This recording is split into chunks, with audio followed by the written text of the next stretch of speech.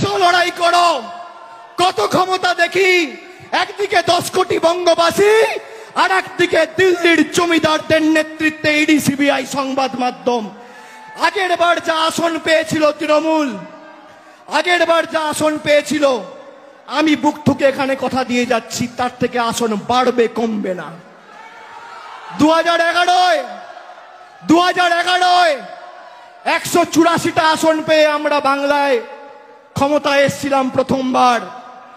2016 5 বছর কুৎসা করার পর তৃণমূলের আসন সংখ্যা বেড়ে হয়েছিল 211।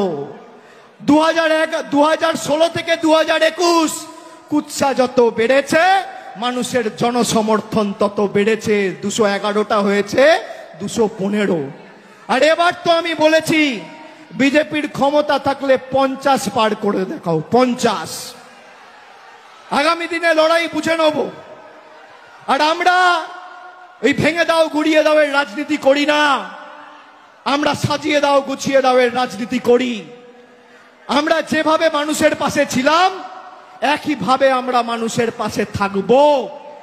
এবং শপথ নিতে হবে যে যারা তৃণমূল কংগ্রেসকে ছোট করতে গিয়ে 10 কোটি বঙ্গবাসীকে ছোট করেছে, যারা আমাদের বাংলাদেশি বলে ব্যঙ্গ বিদ্রুপ করেছে, যারা বলেছে বাংলা বলে কোনো ভাষা নেই, যারা বলেছে বাংলা বলে কোনো ভাষা নেই, বাঙালি বলে কোনো জাতি নেই, তাদের বিরুদ্ধে 10 কোটি বঙ্গবাসীর লড়াই।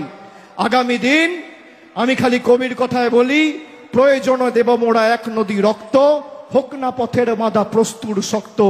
অবিরাম লড়াইয়ের চির সংঘর্ষে একদিন সে পাহাড় টলবেই, জনতার সংগ্রাম চলবেই।